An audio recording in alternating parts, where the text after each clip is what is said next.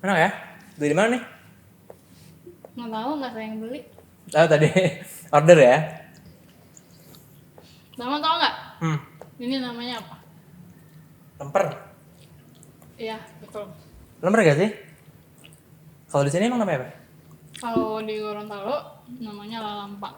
Hmm, Nggak tahu deh kenapa lalampa ya.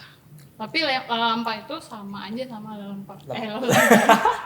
Sama aja kayak lemper kalau di lemper. Jawa Kalau di sana. Jawa sana, di Sumatera juga kayaknya iya ya. Apa Enak ya? jangan-jangan nggak ada? Ada. Jajanan-jajanan jajanan-jajanan gini tuh pas banget kalau kita santap sambil ngobrol-ngobrol Bener. sore-sore ya. Benar. Balik kerja. Enak nih.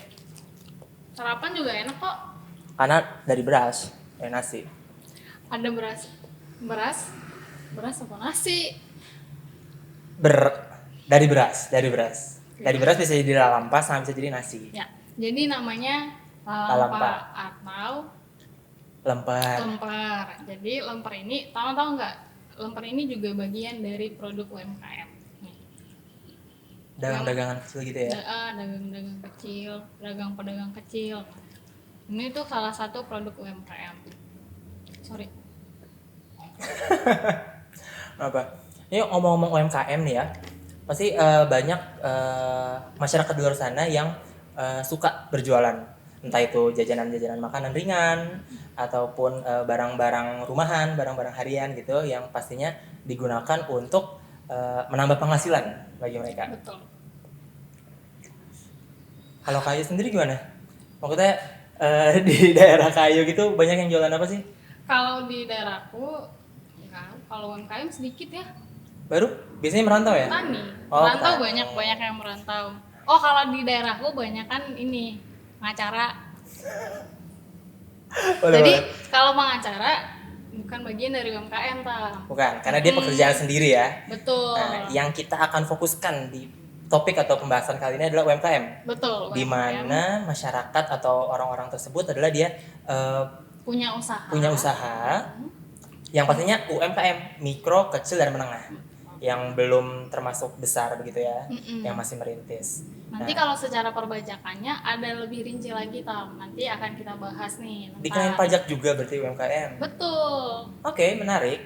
Nah, jadi bagi kawan pajak yang pastinya ingin tahu gimana sih kalau misalkan kita seorang pekerja pengusaha kecil ya, pengusaha mikro, kecil dan menengah dalam menjalankan kegiatan kita dikenakan pajak juga. Benar. Nah, pastinya yang penasaran tetap saksikan podcast Lalampa kita untuk episode kali ini. Jangan lupa like, komen, dan share. Dan jangan lupa subscribe juga channel YouTube KPP Pertama Gorontalo dan klik belnya. Biar kalau kita ada post Video-video baru. Benar, kawan pajak punya pemberitahuan langsung nih, bisa langsung ditonton. Oke, kalau begitu tanpa basa-basi lagi, kembali lagi bersama kami di Lalampa, obrolan dalam pajak. Di mana kita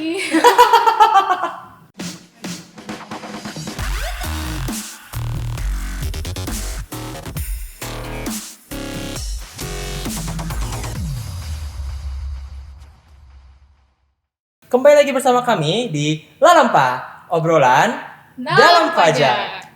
Di mana kita akan membungkus semua pertanyaan dan juga isu-isu dari masyarakat, kawan pajak di luar sana, dan membakarnya hingga tidak ada lagi keresahan yang tersisa. Iya. Sama kayak proses lalampa ya. Dibungkus dan dibakar. Dibakar dulu, terus dimakan. Nah, BTW nih, Tam. Sekarang kan kita lagi bahas UMKM ya kayaknya. Kalau udah cerita tentang UMKM, kira-kira perpajakan apa yang terkait di dalamnya? Yang pasti sih terkait penghasilan dan juga omset. Penghasilan dan omset itu kunci utamanya ya, Tam ya. Kemudian untuk membahas UMKM, akankah lebih baiknya atau kita juga aja yang bahas, Tam? Jangan. Atau kira-kira kita kan di sini sekarang kita ada tamu nggak, Tam? Ada lagi dong. Kita pastinya selalu mendatangkan narasumber-narasumber yang luar biasa, yang pastinya punya pemahaman dan juga ilmu yang lebih dalam dari kita. Betul, ya Kak ya. Tidak sedangkal. Oke, kita kedatangan siapa hari ini? Kalau narasumber kita kali ini seseorang yang Nggak tahu deh. Apa? Deskripsikan Deskripsikan 3 kata tentang kata. narasumber kita kali ini. Laki-laki, ganteng, pintar. pintar. Langsung aja kita panggil ya. Langsung aja dipanggil. Dipanggilnya gimana? Diperkenalkan. Oke. Jeng jeng. Jadi narasumber kita kali ini adalah Ois.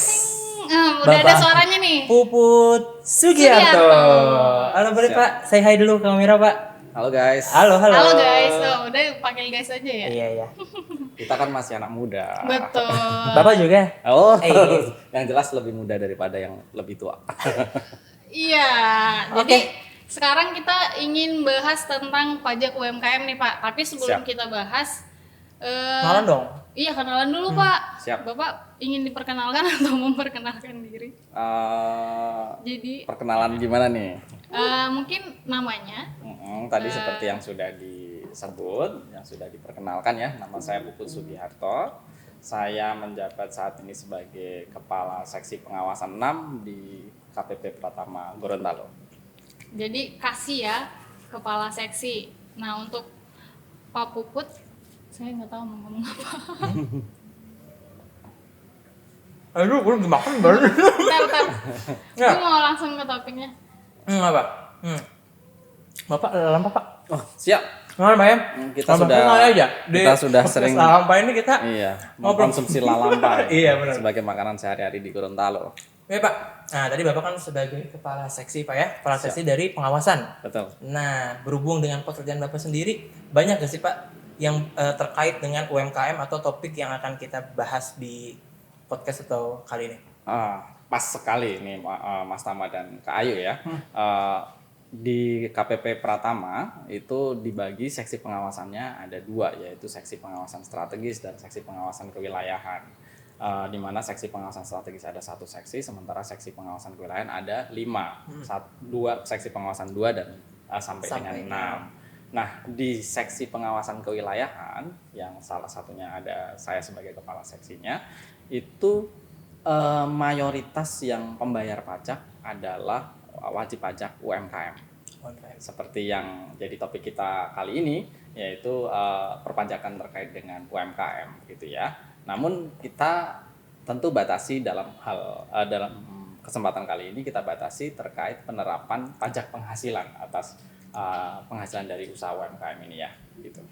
Jadi bisa dibilang kalau sebagian besar masyarakat Gorontalo kebanyakan juga UMKM Pak ya, pelaku UMKM. Betul sekali. Secara populasi lebih dominan wajib pajak UMKM di Gorontalo ini daripada wajib pajak yang sektor yang lainnya Pak ya. Oke, nah kalau yang saya ketahui juga nih kalau misalkan UMKM atau pelaku usaha yang masih merintis kecil-kecilan begitu Pak ya, mereka ini dikenakan kewajiban perpajakannya. Mereka harus menyetor atau membayar sebesar 0,5% dari omset atau peredaran bruto yang mereka peroleh di masing-masing bulan begitu Pak ya. Nah jadi kalau terkait pembatasan atau cakupan dari UMKM sendiri itu siapa saja Pak biasanya? Oke, siapa sih yang disebut dengan pengusaha UMKM gitu ya? Dari kepanjangannya kan usaha mikro, kecil dan menengah. Di ketentuan terkait perpajakan sendiri yang masuk ke dalam kategori UMKM adalah wajib pajak badan maupun wajib pajak orang pribadi maupun wajib pajak badan dengan status badan hukumnya itu koperasi, perseroan komanditer, firma, seperti itu ya, dengan peredaran usaha atau dalam bahasa kita sehari-hari peredaran bruto juga gitu ya, sampai dengan 4,8 miliar, artinya tidak melebihi 4,8 miliar dalam 1 tahun begitu. Itu yang dikategorikan sebagai pengusaha UMKM. Ya. Nah tadi kan seperti yang disebutkan oleh Kak Tama sebelumnya, tarif kan udah ngobrolin tarif nih Pak. Tadi udah Bapak sebutkan juga sebenarnya ada tarif omset yang include sebagai UMKM secara perpajakannya. Nah ini kan tarifnya cukup kecil ya Pak ya? Sangat kecil. Hanya 0,5%. Sangat kecil. 1% pun nggak nyampe dibandingkan dengan tarif-tarif perpajakan yang lainnya. Nah, sebenarnya latar belakang dari diterapkannya aturan ini dengan diterapkannya 0,5, jadi para UMKM ini cukup bayar 0,5. Ya. Latar belakangnya itu tuh sebenarnya apa, Pak? Jadi seperti ini, tarif pajak secara umum, ketentuan umum perpajakan pajak penghasilan itu tarif pajaknya rata-rata dulu adalah 25%. Kalau tarif orang pajak PPh orang pribadi itu mulai dari 5% progresif sampai dengan 35%. Nah, namun dirasa oleh pengusaha kecil cara menghitung pajaknya itu sulit. Sebenarnya enggak sulit kok kalau dipelajari, tidak sulit. Pajak itu mudah gitu ya. Namun dirasa oleh pengusaha kecil yang belum punya kemampuan untuk melakukan pembukuan itu sangat sulit untuk menghitung pajaknya, karena pajaknya itu tarif pajak dikali penghasilan kena pajak.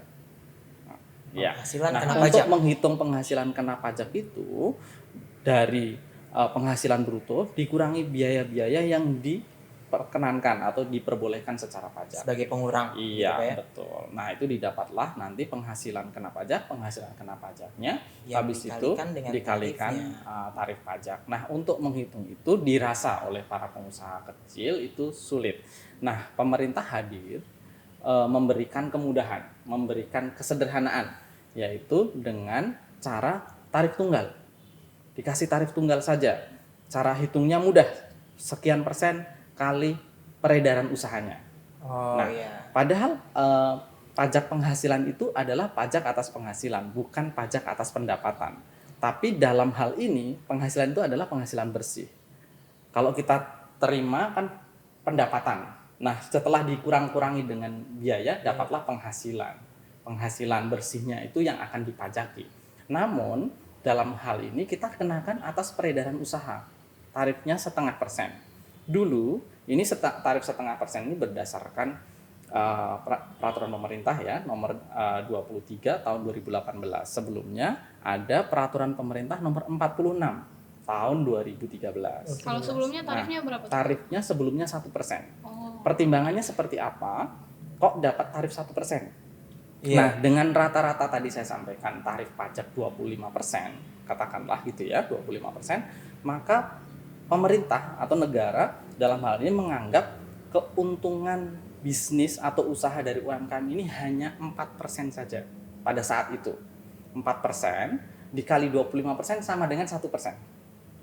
Iya, jadi negara anggap ketika kita jualan, pengusaha jualan 100.000, itu untungnya cuma 4.000, dan 4.000 itu dipajakin seperempatnya atau 25%-nya jadi 1.000 dari 100.000 itu 1%. Terus seiring berjalannya waktu, beberapa tahun pelaksanaan peraturan pemerintah nomor 46 tahun 2013, pengusaha kecil kembali menyuarakan aspirasinya.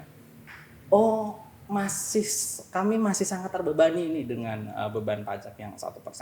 Pemerintah mengambil inisiatif, kita sekarang kenakan tarif 0,5%, setengahnya. Dikurangi lagi, diturunin lagi. Sudah kecil memang, tapi sekarang lebih kecil lagi 0,5%. Artinya negara menganggap bahwa keuntungannya hanya 2%. 2% dari 100% keuntungan, 25%-nya dipajaki. 25% kali 2% itu 0,5%. Jadi sangat-sangat murah. Gitu ya, sangat-sangat kecil. Itu pun tahun 2022 ini ada kabar baik, yaitu ada siap. Kayaknya kabar baiknya kita taruh di akhir aja. Jadi biar nanti kawan pajak itu senang akhirnya. Penasaran. Iya, penasaran. Karena dari tadi kan dari penjelasan Pak Puput nih ya, pertamanya itu 1%, dikurangi jadi 0,5%. Tapi ada kabar baik lagi. Nah, kabar baiknya apa? Ditonton makanya ya teman-teman kawan pajak ya. Nah, tapi mungkin dibahas sekilas tadi Pak ya. Berarti kan awalnya pengenannya itu adalah 4% dari 25%. 25% dari 4%. 25% dari 4%. Beda ya? Beda. Maksud matematika saya kurang bagus sih. Intinya seperti itu. Jadi ada 1%. Jadi yang mana yang tadinya adalah tarif rata-rata untuk perpajakan itu 25%. Nah, tetapi bagi para pelaku usaha UMKM ini itu diberikan kalau yang saya tangkap sih jadi dua fasilitas ya. Yang pertama dari tarifnya sendiri yang dari 25% jadi 1%, dan yang kedua adalah dari pengalinya itu. Yang tadinya mereka harusnya penghasilan bersih setelah dikurangi biaya-biaya, ini dari peredaran bruto atau pendapatan kotornya. Jadi mungkin itu yang kami rasa sebenarnya adalah memudahkan atau meringankan beban bagi para pelaku usaha UMKM untuk melakukan kewajiban perpajakannya. Jadi dari segi tarif sangat perkecil, dan dari segi perhitungannya pun disederhanakan. Dapat 1% kali peredaran bruto. Itu PP 46. Nah, PP 46 tahun 2000 berapa? 2013. Terus 2018 diperbarui lagi PP 23. Jadi dari 46 kan ke 23. Berarti kan dibagi 2. Nah, mungkin itu kali dasarnya Pak ya. Iya. Jadi dasarnya dari PP 46 ke 23, tarifnya jadi 1%. Itu juga biar mudah bagi wajib pajak untuk jadi sebenarnya gitu ya. Nggak berat, sama sekali tidak berat Pak ya. Tidak berat. Dari 100.000 negara menganggap keuntungannya cuma 2.000. Padahal kenyataannya bervariasi. Ada yang mungkin bahkan bisa setengahnya sendiri untung. Ada yang 20%-nya. Tapi negara menganggap cuma 2%. Difinalkan, dipukul ratakan begitu ya. 2%. Sehingga pajaknya 0,5% dikalikan omset. Dan siapa aja yang bisa menggunakan tarif ini tadi sudah disebutkan juga. Jadi badan usaha dan orang pribadi juga Pak ya. Iya, betul. Nah, tadi kualifikasinya adalah mengenai penghasilan kotornya. Jadi penghasilan kotornya ambang batasnya itu 4,8 miliar. Tapi dalam 1 tahun. Betul. Seperti itu Pak ya. Dan itu ditentukan di tahun pajak sebelumnya. Begitu. Tahun pajak sebelumnya untuk tarif tahun berikutnya. Oke, baik. Nah, kalau untuk tadi kan tarifnya 0,5% nih Pak. Apakah saya bisa menggunakan tarif ini selama saya selama saya masih punya usaha? Contohnya tadi saya usahanya lalampa nih Pak.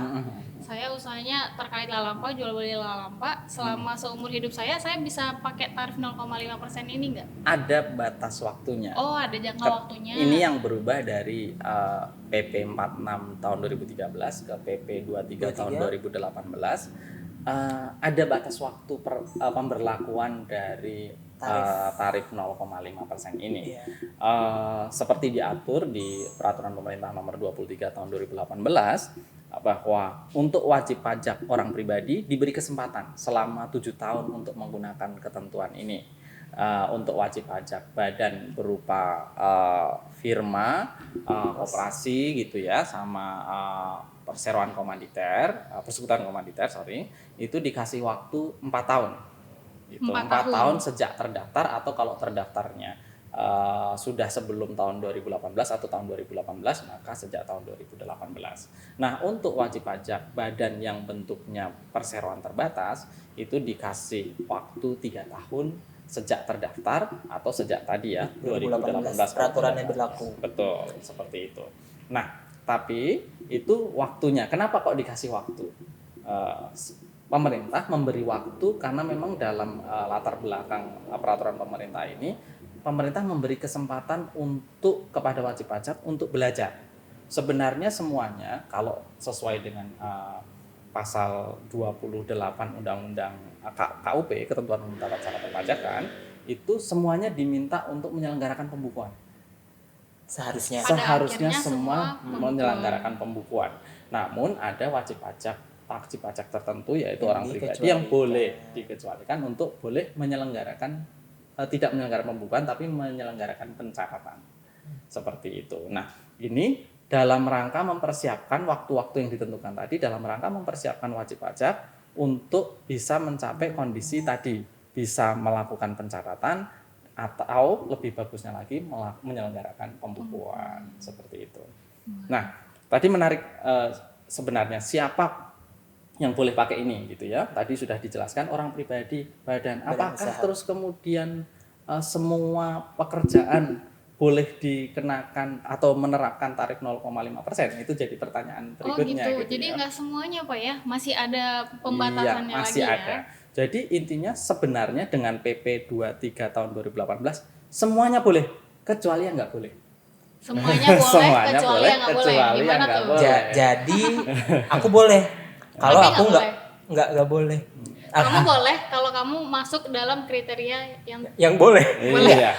Kita boleh kalau kita nggak ada di dalam kriteria yang nggak boleh. Ya, sekarang Udah, gimana nih? kriteria penghasilannya dulu. Penghasilan. Penghasilannya Tadi- semua kan tadi dibilang ya dari usaha.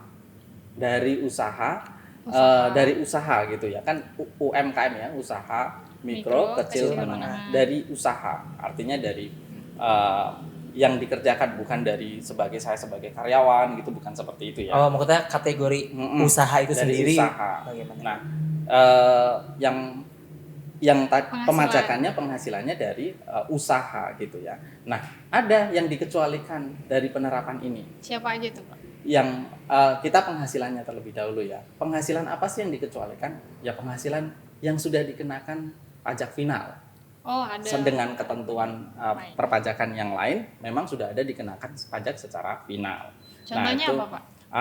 Konstruksi usaha itu sudah ada pajak finalnya. Menyewakan tanah bangunan ada pajak finalnya, begitu ya. Jadi yang di luar yang sudah dikenakan pajak final. Terus bukan objek pajak, penghasilan yang bukan objek pajak juga nggak dikenain. Ya jelas, kan pasti tidak ya. dikenakan ya. Terus penghasilan yang didapatkan dari luar negeri yang sudah terutang pajak di luar negeri sudah tidak dikenakan dengan menggunakan tarif 0,5% ini. Atau mungkin ada yang diingat oleh Kak Ayu sama Mas Tama? Sepertinya ini, Pak. Jenis tadi dari penghasilan. Dari penghasilannya. Dari penghasilannya itu bukan berasal dari pekerjaan bebas juga ya. Nah, penghasilan yang bukan dari pekerjaan bebas. Pekerjaan bebas seperti apa sih? Pekerjaan bebas misalnya saya sebagai pengacara, dokter, aktuaris, notaris, PPAT, itu penghasilan-penghasilan yang didapatkan dari pekerjaan bebas juga tidak boleh menggunakan ketentuan 0,5% ini.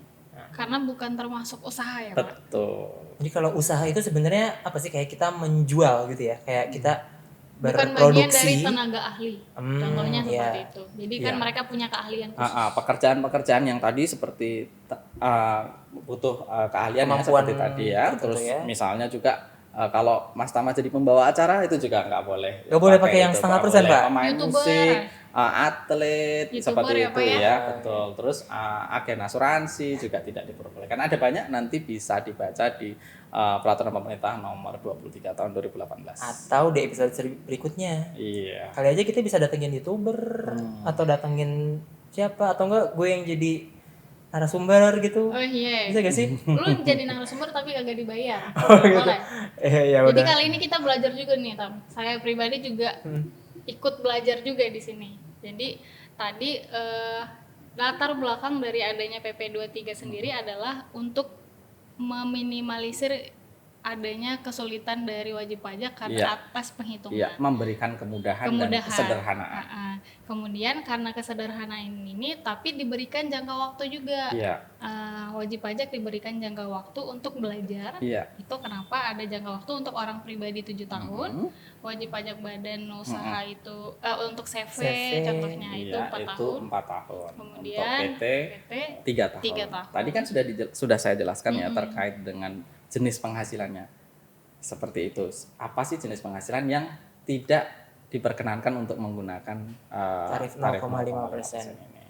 Nah, ada lagi dari sisi siapanya sekarang. Siapanya? Tadi dari penghasilan, sekarang dari siapanya nih, Pak? Dari sisi siapa sih yang boleh? Semuanya boleh pada dasarnya asal memenuhi ketentuan. Oh, enggak gitu. Kecuali yang tidak diperbolehkan ya, sama kan? Semuanya kecuali. Ya, siapa yang tidak diperkenankan menggunakan ini adalah yang memilih untuk tidak menggunakan. Oh, jadi sebenarnya ada tarif yang lain. Ada yang setelah ternyata berpikir gitu, ada yang tidak mau menggunakan ketentuan ini. Boleh. Oh, bukan ini udah kerannya dibuka oleh PP 23 tahun 2018. Jadi ketika misalnya Mas Tama sebagai pengusaha UMKM gitu ya, terus kemudian saya nggak mau menggunakan ketentuan ini, saya mau menggunakan ketentuan umum pajak penghasilan, boleh memilih asal memberitahukan caranya gimana, Pak? Memberitahukan kepada kantor pajak gitu ya, KPP, KP2KP tempat dia terdaftar dalam tahun itu untuk dilaksanakan di tahun berikutnya. Jadi ditunggu sampai dengan akhir tahun untuk di pelaksanaan tahun pajak berikutnya gitu. Jadi di tahun sebelumnya. Oh, jadi maksudnya memilih untuk menggunakan aturan ketentuan umum perpajakan pada dasarnya secara tertulis itu, ya. Jadi maksudnya yang tarif tadi Pak ya, tarif awalnya tadi Pak ya, kalau untuk orang pribadi 5%, 15%. Iya, 5% dari 0 sampai 60 juta, 60 di atas 60 juta sampai dengan 250 juta ada tarif 15%, di atas 250 sampai 500 ada tarif 25%, di atas 500 sampai dengan berapa? 5 miliar ya. Itu 30% dan di atas 5 miliar tarifnya 35%. 5 miliar nolnya berapa tahu nggak lu? Banyak. Iya, banyak. Ngitung kan? Lebih dari 1 pokoknya. Belum kesampaian segitu soalnya ya. Di rekening ya. Iya. Jadi sebenarnya walaupun sudah diberikan fasilitas atau tarif yang kecil dan perhitungan yang mudah, sebenarnya bisa juga tuh kalau boleh misalkan memilih, ya. Boleh memilih, itu yang pertama. Boleh memilih. Jadi tidak, kalau sudah memilih maka tidak diperkenankan lagi menggunakan ketentuan PP 23 ini atau ketentuan 0,5%. Terus siapa lagi selain yang memilih yang tidak diperbolehkan? Yaitu wajib pajak badan yang mendapatkan fasilitas. Nanti fasilitas apa itu, fasilitas perpajakan apa bisa dibaca juga di PP tersebut, begitu ya. Nah itu. Terus wajib pajak badan bentuknya adalah BUT, bentuk usaha tetap, itu juga tidak diperbolehkan untuk menggunakan ketentuan 0,5% ini. Iya. Jadi ya dibebaskan lagi Pak ya, diserahkan kepada wajib pajak. Ada lagi satu lagi yaitu badan usaha berupa CV gitu ya, firma ini ya persekutuan komanditer yang isinya tadi para orang-orang orang pribadi yang melakukan pekerjaan bebas. Nah, itu sebagai wadah untuk memberikan jasa seperti yang dilakukan oleh orang pribadi itu juga tidak diperkenankan oleh peraturan. Karena tadi mereka punya tarif sendiri ya Pak ya. Jadi betul. Walaupun mereka membentuk firma contohnya, tapi itu di dalamnya itu sebenarnya orang-orang tenaga ahli ini. Iya. Gitu. Nah, untuk memberikan perlakuan yang adil sebenarnya. Seperti itu. Oke. Jadi tadi Bapak jelasin kalau sebenarnya wajib pajak sendiri bisa memilih untuk mengenakan 0,5% atau tarif umum. Jadi nggak semua UMKM wajib. Jadi tarif ini nggak wajib ya Pak ya? Defaultnya semua UMKM menggunakan ini. Defaultnya. Tapi ada yang boleh untuk memilih gitu. Boleh, kalau mau memilih silahkan. Gitu. Memilih untuk tidak menggunakan ini dipersilahkan. Defaultnya semua UMKM yang tadi peredaran usahanya tidak lebih dari 4,8 miliar dalam 1 tahun, maka defaultnya pengenaan pajaknya secara final dengan tarif 0,5%. Tapi dia boleh memilih untuk tidak menggunakan itu. Ya. Tadi kan berarti tarif itu bukan hanya 0,5%, ada beberapa tarif. Nah, tadi kalau penghitungannya tadi latar belakangnya kan untuk memberikan kemudahan dan tapi kan betul. Tapi dasar pengenaannya kan beda nih Pak. Tarifnya sama, cuman dasarnya kan beda. Kalau untuk 0,5 kan dari peredaran brutonya. Jadi dia terima berapapun, kalaupun ada biaya tidak diperhitungkan di dalam, langsung kali 0,5. Sedangkan tarif yang lain adalah tarif tapi dari bersihnya. Iya, tarif pajak secara umum. PPh secara umum itu adalah tarif pajak tadi yang saya sampaikan ketika badan itu dulu 25%, yang sekarang tarifnya menjadi 22%. Kalau orang pribadi tadi tarif progresif itu kali penghasilan kena pajak. Penghasilan kena pajak itu adalah penghasilannya itu dikurangi dengan penghasilan tidak kena pajak kalau untuk orang pribadi. Gitu ya. Dari bersihnya.